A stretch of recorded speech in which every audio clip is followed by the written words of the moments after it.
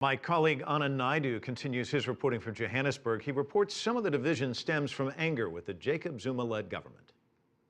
After a frantic week of memorials, remembrances and ceremonies marking the death of Nelson Mandela, South Africans are now coming to grips with a post-Mandela future. Building a nation for the first time, and that only become possible since 1994. Of black, white, whatever your religion, whatever your color, whatever your gender. Keeping our people reconciled so that across the divides of the past, we see the challenges as one people. Reconstructing our society, which was shortchanged by history, and bringing about development. Despite that optimism, analysts say almost 20 years since apartheid collapsed, racial inequality persists. The challenge of inequality, we have the challenge of poverty, we have social polarization in our society.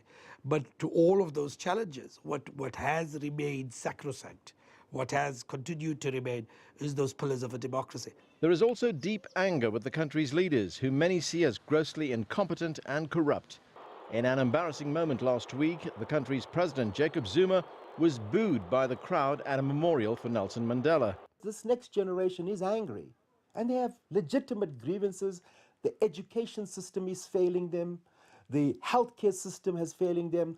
The middle classes in suburbs like this have all privatized the services that they need. They have private medical aid. They have private schools they send their children to. They have, they've privatized even security.